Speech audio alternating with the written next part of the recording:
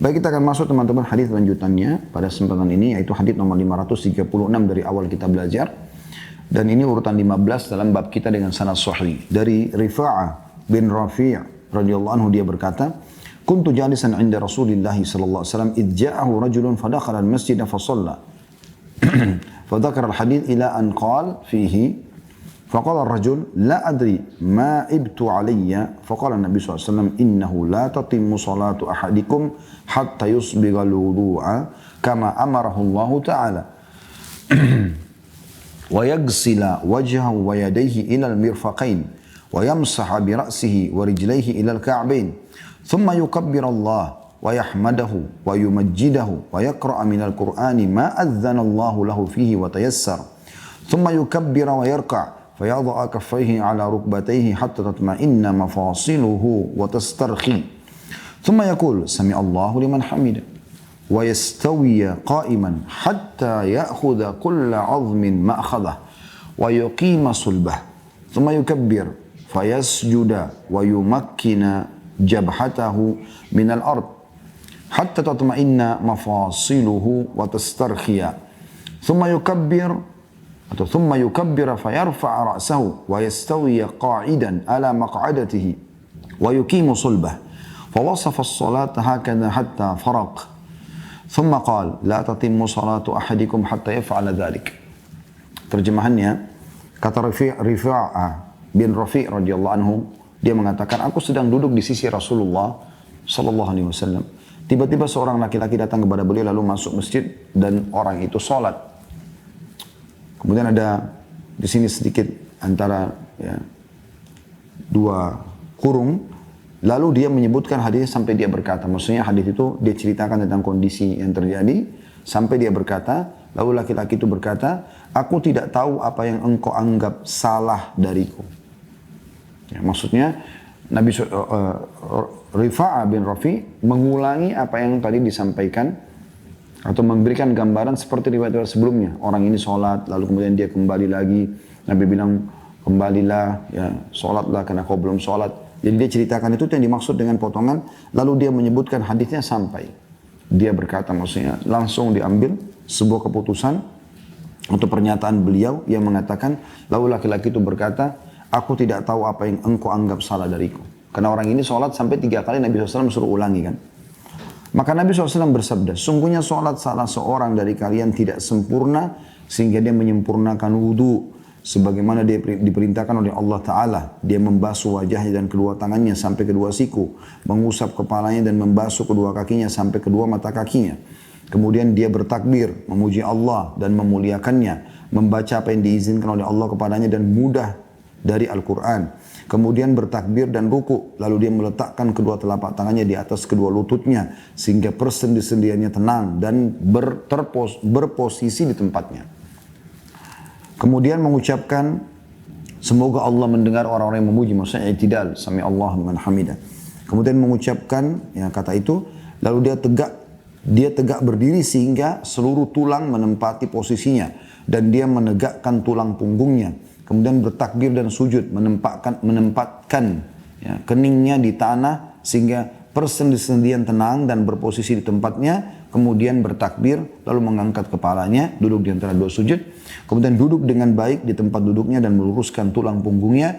Lalu beliau menjelaskan sifat sholat seperti itu sampai selesai. Kemudian beliau bersabda, sholat salah seorang dari kalian tidak sempurna sehingga dia melakukan ini. Hadis ini diriwayatkan oleh An-Nasa'i dan ini lafaz beliau, dan Tirmidzi menyatakan hadis ini hasan. Dan ditambahkan dalam riwayat Tirmidzi, dia berkata di akhirnya, fa idza fa'alta dzalika faqad tammat salatuka wa idin taqasta minha syai'an in taqasta min salatik. Apabila kamu melakukan itu maka sempurnakanlah salatmu, dan jika kamu mengurangi sesuatu darinya maka kamu telah mengurangi salatmu. Abu Umar bin Abdul Bar An-Namiri berkata, ini adalah hadis yang thabit atau hadis yang benar dan tetap.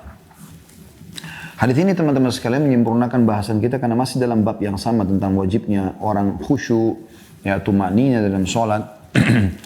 Hadis ini teman-teman sekalian kita ambil beberapa pelajaran darinya. Yang pertama adalah bagaimana kejelian Rifa'ah bin Rafi' radhiyallahu anhu dalam merincikan kejadian yang terjadi di zaman Nabi SAW. Ini sering kita sampaikan ya. Karena ada sebagian orang, teman-teman sekalian, dia mungkin ya, menyampaikan sebuah kejadian langsung to the point. Ya. Misalnya, dia mengatakan, Rasulullah SAW mengatakan kepada seseorang, ya, sholatlah seperti ini, misal contoh. Tapi enggak, dia menceritakan bagaimana dia duduk di sisi Nabi SAW, kemudian ada orang datang sholat, kemudian orang itu sholatnya buru-buru, kemudian setelah salam dari sholatnya dia datang kepada Nabi SAW lalu mengucapkan salam, kemudian Nabi SAW jawab, lalu Nabi mengatakan, kembalilah sholat karena kau belum sholat. Begitu terus sampai 3 kali gitu kan, dia bolak-balik. Itu kan tidak sebuah kejadian yang mungkin bisa diringkas sama dia, karena dia bisa menyampaikan langsung poin yang perbaikan sholat, tapi dia menceritakan ini sebuah kejadian yang luar biasa gitu. Karena akan sangat bermanfaat bagi kita semua. Ya, kita jadi kayak seperti hadir pada peristiwa itu. Ya, bagaimana beliau menggambarkan orang itu datang, sholat, dan Nabi SAW ditemui, kemudian Nabi SAW meluruskan kesalahannya. Ini pelajaran pertama yang bisa kita ambil. Pelajaran kedua yang bisa kita ambil adalah bagaimana Nabi SAW mengajarkan tata cara sholat yang benar yang diikuti dengan tumanina. Mulai dari wudu, di situ ada ajaran Nabi SAW, ya. Lalu Nabi SAW rincikan wudu itu seperti apa, menyempurnakan wudu. Ini pernah kita jelaskan dalam bab wudu. Tenang teman-teman sekalian, pastikan semua ya batas-batas yang sudah ditentukan dalam syariat itu terkena, seperti membasuh telapak tangan sampai ya, pergelangan. Ya. Jadi kurang dari ini berarti menandakan ada yang tidak sempurna, gitu kan? Siku, bagian siku, ya, perhatikan, kena. Ada banyak orang buru-buru dalam wudhu. Bagian kepala, bagian kaki, yang ada batas minimalnya kaki sampai mata kaki misalnya. Nah, ini semua harus diperhatikan dan dilakukan dengan sangat tenang. Pastikan ada sebuah ibadah dan juga setiap gerakannya akan ada pahalanya. Setelah itu kata Nabi SAW menjelaskan masalah wudhu ya. Sesungguhnya sholat salah seorang dari kalian tidak sempurna sehingga dia menyempurnakan wudhunya. Sebagaimana dia diperintahkan oleh Allah Ta'ala, dia membasuh wajahnya dan kedua tangannya sampai kedua siku. Mengusap kepalanya dan membasuh kedua kakinya sampai kedua mata kakinya. Ya. Kemudian mulai dia kalau mau sholat bertakbir. Memuji Allah dan memuliakannya. Allahu Akbar. Dan mulai dia baca doa iftitah. Allahu Akbar kabira walhamdulillahi katsira wa subhanallah bukratan wa asila. Wajjahtu wajhiya lilladzi fatara as-samawati wal ard, dan beberapa jenis doa iftitah yang bisa dipilih. Kemudian kata Nabi SAW setelah selesai lalu dia baca yang dimudahkan dari Al-Quran, yang diperintahkan Al-Fatihah, kemudian baca surah setelahnya. Setelah itu kata Nabi SAW kemudian bertakbir dan ruku. Nah, garis bawah di sini teman-teman sekalian, lalu dia meletakkan kedua telapak tangannya di atas kedua lututnya. Ya, telapak tangan digenggam, memegang bagian ya, tempurungnya lutut. Ya. Lalu ini, perhatikan apa kata Nabi SAW. Sehingga persendian-persendiannya tenang dan berposisi di tempatnya. Pada saat dia ruku, selesai, dia pastikan sudah rata punggungnya, sudah tenang tulang tubuhnya, ya. Kemudian tulang-tulang sudah pada tempatnya semua, begitu kata Nabi SAW. Lalu dia baca, Subhana Rabbiyal Azim. Dia tenang dulu 1-2 detik, Subhana Rabbiyal Azim. 1-2 detik, Subhana Rabbiyal Azim. 3. Baru setelah itu, kata Nabi SAW, ya, setelah itu, kemudian mengucapkan, Sami Allahu liman hamida, Allah mendengar orang yang memujinya, dan dia tegak berdiri sehingga seluruh tulang menempati posisinya. Jadi tenang dulu. Ya, kemudian dia membaca doa yang sudah masyhur, Rabbana walakal hamdu mil'us samawati min ardi mil'u ma syi'ta min syai'in. Tapi dalam riwayat ini yang lebih ditekankan adalah masalah posisinya, karena orang itu kekeliruan terjadi pada gerakan-gerakan sholat yang buru-buru. Dia tegak berdiri sehingga seluruh tulang menempati posisinya dan dia menegakkan tulang punggungnya. Kemudian bertakbir dan sujud menempatkan keningnya di tanah sehingga persendi-sendian tenang dan berposisi di tempatnya. Allahu Akbar sujud. Sudah sujud seperti yang Nabi SAW anjurkan. 7 anggota tubuhnya jangan lupa. Dahi sama hidung. Kedua telapak tangan dan dirapatkan jari-jarinya. Kedua lutut dan kedua telapak kaki. Lalu kemudian Anda sujud dengan tenang baru baca Subhana Rabbiyal A'la. Perhatikan sini teman-teman, tumakninanya dihitung dari gerakan juga yang benar ya. Jadi bukan cuma bacaan, di sini dikatakan sampai persendihannya tenang dan berposisi di tempatnya. Kemudian bertakbir mengangkat kepalanya. Allahu Akbar, duduk di antara dua sujud.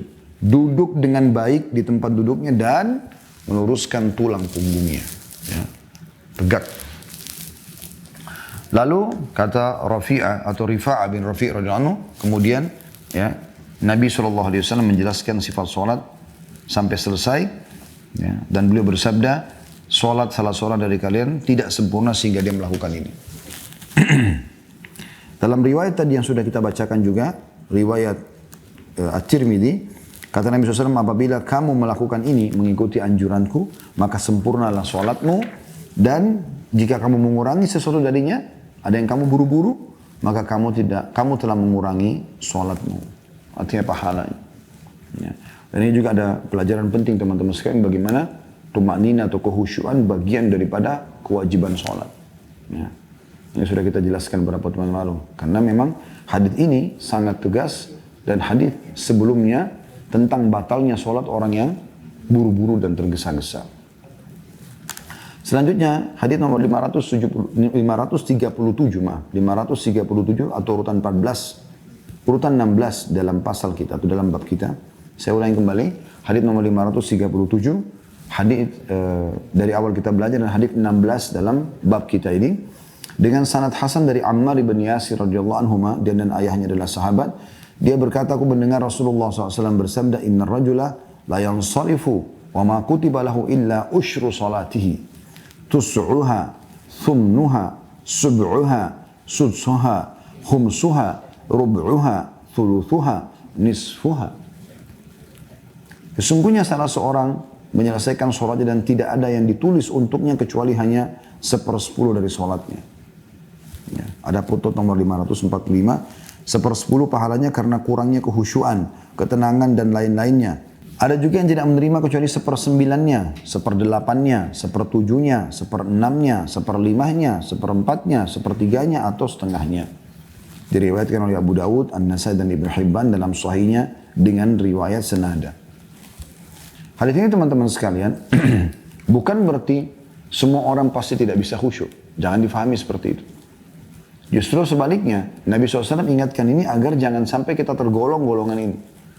Ada orang karena menghayal pada saat sholat, ya, mungkin dia tidak menyempurnakan uduknya, mungkin dia tidak peduli tentang gerakannya benar atau salah, bacaannya direnungi atau tidak, gitu kan? Yang penting dia seperti absen saja menghadap kepada Allah, maka dia tidak terima pahalanya kecuali 1/10-nya. Misalnya dia harusnya terima 100 pahala, cuma terima 10 saja.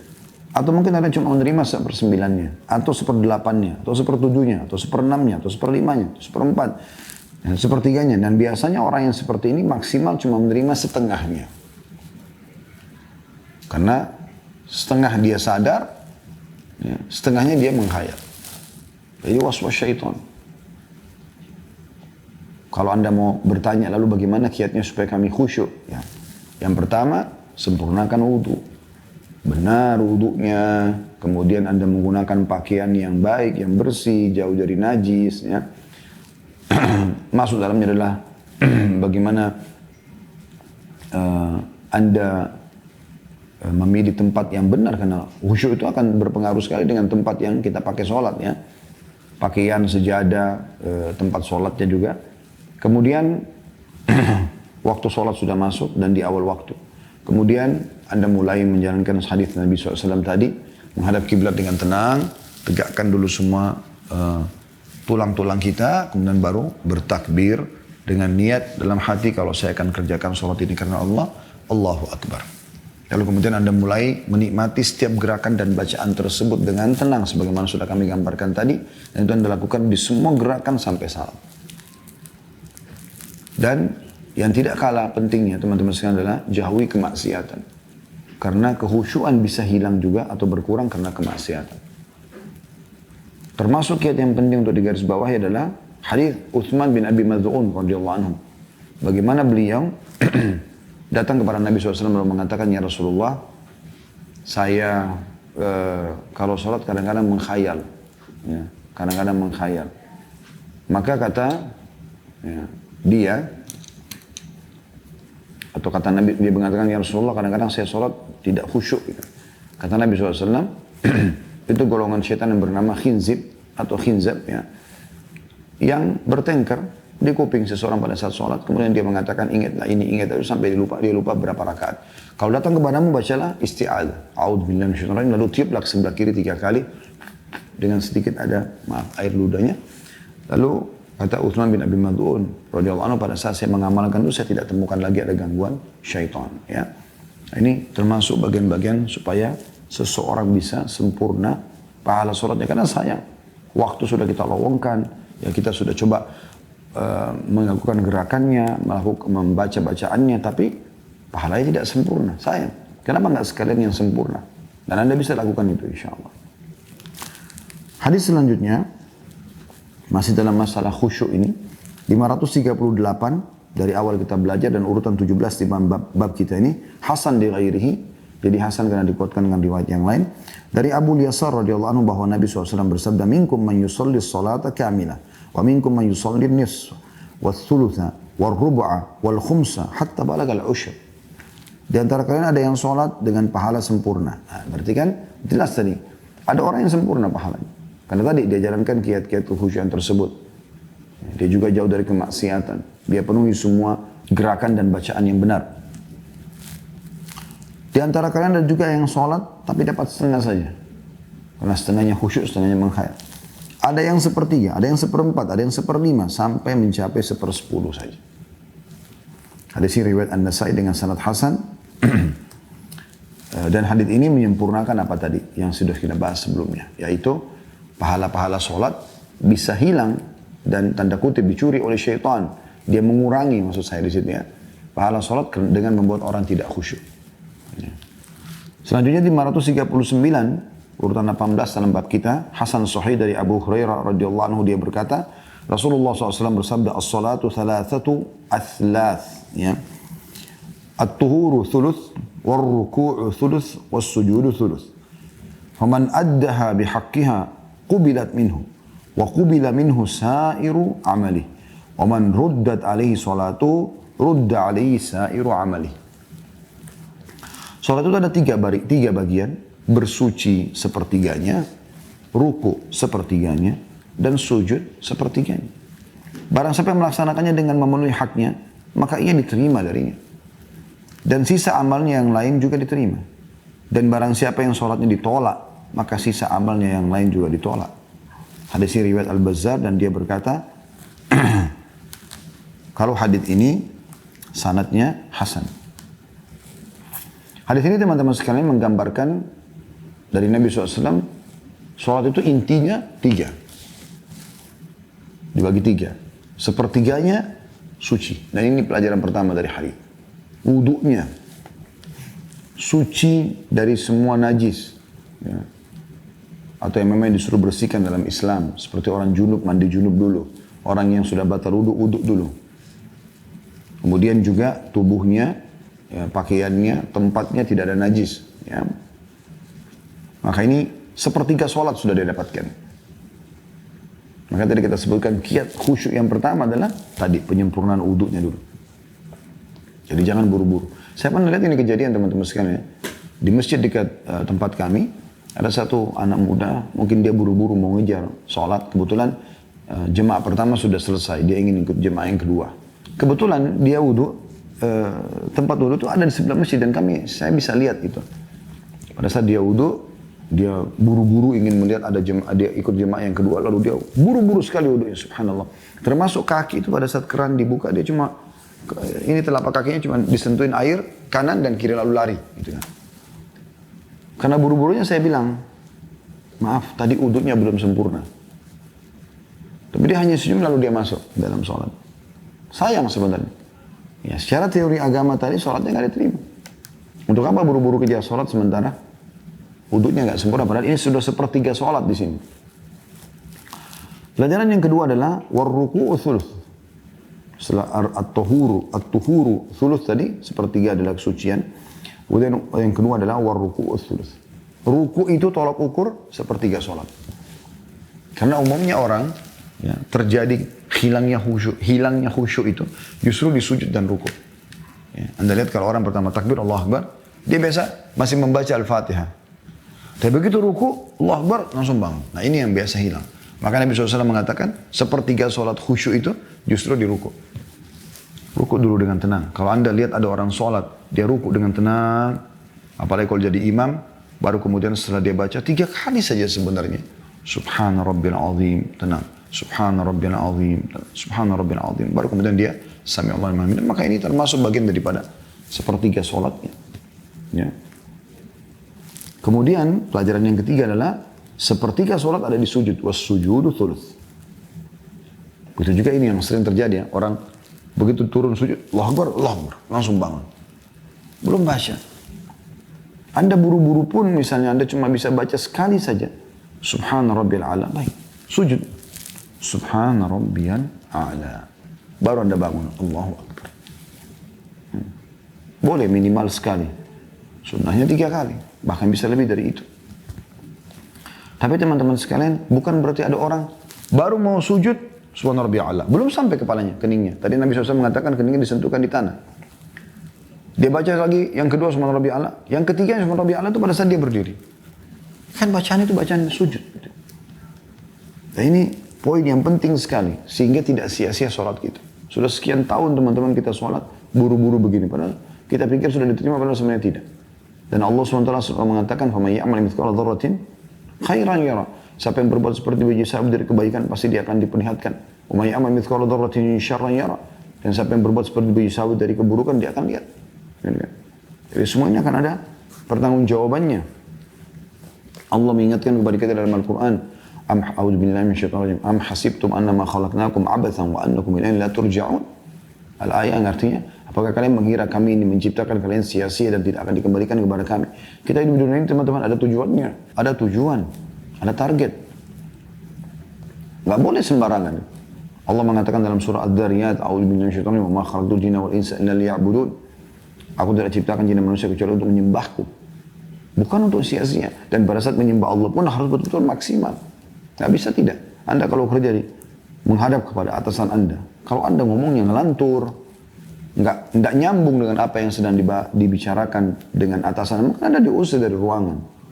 Bagaimana Anda bisa lebih peduli bicara dengan atasan Anda, atau calon mertua Anda, atau calon investor Anda usahakan semua kata-kata ditata dengan rapi, supaya dia bisa menerima apa yang Anda inginkan.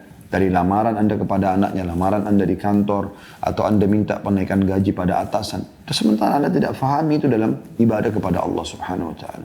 Tenang, berzikir tenang, membaca doa tenang, semua dengan tumakninah. Kemudian pelajaran yang keempat adalah, faman addaha bihaqqiha qubilat min. Nabi SAW mengatakan kalau sudah diberikan tadi itu, diterima darinya sholat. Alhamdulillah, semoga Allah jadikan kita begitu. Diterima dalam arti kata, pahalanya sempurna. Sebagaimana tadi dalam hadis nomor 17, ya, ada di antara kalian yang sempurna sholatnya. Minkum man yusalli sholata kamilah. Wa qubila minhu sa'iru amalihi. Dan yang luar biasa, sisa amalnya yang lain juga diterima. Jadi tolak ukurnya, kalau Anda mau ibadah-ibadah Anda yang lain diterima. Ataupun dalam sholat yang lainnya dulu, di antara 2 sujud, kemudian tahiyat, kemudian i'tidal, diterima sama Allah Subhanahu Wa Taala. Karena ini asasnya. Begitu juga dengan amal-amal yang lainnya, puasa, ya, zakat dan yang lainnya. Terbantukan dengan sholat ini. Kemudian dikatakan waman ruddat alaihi sholatuhu, dan siapa yang ditolak sholatnya, rudda alaihi sa'iru amali, maka akan ditolak sisa amal yang lain. Berpengaruh, ini pernah kita jelaskan di kitab sholat kita ini, beberapa hadis yang luar biasa. Nabi SAW mengingatkan masalah itu. Seseorang harus betul-betul peduli dengan sholatnya. Dia bukan cuma sekedar gerakan, cuma sekedar bacaan. Tapi fahamkan teman-teman dalam diri kita, renungi, kalau sholat ini akan kita terima balasannya hari kiamat. Bahkan dia menjadi tolok ukur. Kalau dia baik, maka akan membantu amal lain. Kalau dia buruk, akan merusak amal lain. Ya. Selanjutnya, hadis nomor 540, atau urutan 19 dalam bab kita ini, sahih li ghairihi. Dia jadi sahih karena dikuatkan dengan riwayat-riwayat yang lain dari Huraith bin Qabisa. Dia berkata, Qadimtul Madinata faqultu Allahumma rzuqni jalisan salihah. Qala fajalastu ila Abi Hurairah faqultu inni sa'altu Allah an yarzuqani jalisan salihah. Fahaddithni bihadithin sami'tahu min Rasulillah sallallahu alaihi wasallam la'alla Allah an yanfa'ani bihi. Faqala sami'tu Rasulullah sallallahu alaihi wasallam yaqul inna awwala ma yuhasabu bihi al-'abdu yawm al-qiyamati min 'amalihi salatuhu. Fa in saluhat faqad aflaha wa anjah wa in fasadat faqad khaba wa khasir. Fa in intaqasa min faridatihi syai'un qala Allah ta'ala unzuru hal li'abdi min tatawwu'in yukammala bihi man taqasa min al-fariḍah thumma yakunu sa'iru 'amalihi 'ala dhalik. Kata Huraith bin Qabisa rahimahullah, aku datang ke Madinah satu hari setelah Nabi SAW meninggal dulu. Lalu aku berkata, ya Allah, pertemukan aku dengan seorang teman yang saleh. Mudah-mudahan aku datang Madinah ini, karena dia juga mau kembali ke negerinya dia atau ke kota dia. Dia tidak lama di mana, dia berharap, ya Allah, aku di Madinah ini maksimalin. Pertemukan aku dengan orang yang paling tepat, orang yang paling saleh menurutmu. Dia berkata, maka aku menghadiri majelisnya Abu Hurairah. Bertemu dengan Abu Hurairah, sahabat Nabi yang mulia. Kemudian aku berkata, sesungguhnya aku memohon kepada Allah agar memberiku teman yang saleh di kota Madinah ini. Maka sampaikan kepadaku sebuah hadis yang anda atau kamu dengar dari Rasulullah SAW. Semoga Allah memberiku manfaat dengannya. Semoga Allah memberiku manfaat dengannya. Abu Hurairah berkata, radhiyallahu anhum, aku mendengar Rasulullah SAW bersabda, sesungguhnya amal yang pertama kali dihisab dari seorang hamba pada hari kiamat adalah solatnya. Jika ia baik, maka dia beruntung dan lulus. Jika ia rusak, maksudnya solatnya rusak, maka ia gagal lagi merugi. Jika solat fardunya kurang, Allah Ta'ala berfirman, lihatlah apakah hambaku mempunyai solat sunnah yang bisa melengkapi solat wajibnya yang kurang. Kemudian sisa amalnya yang lain juga demikian. Diriwayatkan Tirmidzi dan lain-lain, dan dia berkata hadis yang gharib. Hadis ini setelah ditelusuri oleh Syekh Al-Albani rahimahullah menjadi sahih di ghairihi. Pelajaran yang bisa kita ambil teman-teman sekalian, bagaimana seorang mukmin selalu memohon kepada Allah Subhanahu wa taala agar Allah berikan dia keimanan, pelaksanaan atau aplikasi daripada syariat Allah Subhanahu wa taala, jauh dari kemaksiatan. Salah satu yang menyebabkan itu, salah satu faktornya adalah memiliki teman yang baik. Dan kita memohon kepada Allah Subhanahu wa taala agar diberikan teman yang baik. Bagaimana jelinya Huraith bin Qabisa rahimahullah, seorang tabi'in yang masyhur. Dia jeli sekali. Masuk ke Madinah dia tidak mau sia-sia. Sebenarnya seperti kita biasa pergi umrah ya. Pada saat kita ziarah Madinah, kota Rasulullah SAW dan masjid beliau SAW. Kita umumnya dari hotel ke masjid, ya udah kita pergi ya. Pulang balik, makan, balik istirahat, kemudian ke masjid lagi. Begitu terus. Jarang sekali kita melakukan ini teman-teman sekalian. Minta kepada Allah Subhanahu wa taala ya, seperti Huraith rahimahullah berkata, masuk Madinah, padahal di Madinah umumnya pada saat itu masih ada sahabat Nabi, termasuk dia ketemu dengan Abu Hurairah radhiyallahu anhu. Tapi dia mohon agar diberikan orang yang paling tepat, jalisus salih, artinya orang yang bisa aku duduk ya, bersamanya dan dia orang yang saleh menurutmu ya Allah. Itu penting. Dimanapun Anda tiba di satu kota, Anda mulai bergabung di satu lembaga, instansi, Anda mengatakan, ya Allah, berikanlah aku teman yang paling soleh. Supaya kita mendapat manfaat darinya. Maka subhanallah, yang paling pertama dia temui adalah Abu Hurairah. Sebetulnya memang sahabat ini adalah orang yang paling banyak menghafal hadis Nabi SAW. Lalu kemudian tanpa membuang waktu, dia pun langsung berkata, aku telah mohon kepada Allah Subhanahu wa taala agar diberikan teman yang bisa aku duduk ngobrol, bertanya padanya yang saleh. Dan Allah pertemuan aku dengan anda ini. Maka tolong sampaikan kepadaku sebuah hadis atau salah satu hadis yang pernah anda dengar dari Rasulullah SAW, yang saya berharap hadis itu betul-betul bisa memberikan manfaat kepada saya. Dalam arti kata, betul-betul ilmu itu, hadis itu walaupun cuma satu, tapi luar biasa gitu, bermakna bagi saya dan menjadi dasar atas segalanya. Nah, ini pelajaran pertama, bagaimana seseorang memohon agar Allah berikan dia teman yang saleh. Pelajaran yang kedua teman-teman sekalian adalah isi hadis Nabi SAW disampaikan oleh Abu Hurairah radhiyallahu anhu. Sahabat Nabi yang mulia memang selalu berusaha untuk menyampaikan hadis-hadis Nabi SAW. Dan beliau panen pahala luar biasa umat ini. Dia bacakanlah hadis Nabi SAW mengatakan, Inna awwala ma yuhasabu bihil abdu yawmal qiyamati min amali salatuhu, fa in saluhat faqad aflaha wa anja, wa in fasadat faqad khaba wa khasir. Ini pelajaran yang kedua teman-teman sekalian. Yaitu Nabi SAW mengatakan, Abu Hurairah ingin menitip pesan kepada orang ini. Sekali ketemu saya, kamu pun pulang, ini manfaat yang sangat besar kamu bisa ambil. Sesuai permintaannya. Dia mengatakan, Nabi SAW bersabda, sesungguhnya awal sekali yang akan dihisab dari seorang hamba pada hari kiamat adalah sholatnya. Amal-amal yang akan ditimbang, itu sholat. Ini jadi tolak ukur. Kalau baik sholat itu, beruntung dia. Dan loloslah dia. Lolos ke surga. Tapi kalau rusak sholatnya, maka dia telah rugi dan terhina. Dia telah terhina dan rugi. Jadi, artinya sholat berpengaruh sekali sebagaimana riwayat yang sebelumnya tadi. Bisa malah merusak amal-amal yang lain. Tapi kalau sholatnya lolos, maka akan membantu amal-amal lain. Pelajaran yang ketiga teman-teman sekalian, ini termasuk rahmat Allah Subhanahu Wa Taala. Kalau ada di antara sholat wajib kita mungkin kurang kekhusyuannya, atau ada bahkan yang tidak memenuhi rukunnya sehingga batal. Ya. Atau kita bicara sholat yang kurang aja. Sholat yang kurang. Bukan batal ya, mohon maaf saya ralat itu. Jadi kalau ada sholat wajib kita yang kurang, misalnya kekhusyuannya, sehingga pahalanya berkurang sebagaimana hadis-hadis sebelumnya tadi, ada yang cuma terima 1/10, ada yang 1/9, ada yang 1/8 dan seterusnya. Atau ada memang sholat mungkin ya betul yang tidak diterima. Sehingga di timbangan amal kurang sholatnya. Nah, rahmat Allah luas sekali di sini. Kata Nabi SAW, فَإِنِ انْتَقَصَ مِنْ فَرِيدَتِهِ شَيْءٌ فَقَالَ اللَّهُ تَعَالَى. Saya ulangi, فَإِنِ انْتَقَصَ مِنْ فَرِيدَتِهِ شَيْءٌ قَالَ اللَّهُ تَعَالَى.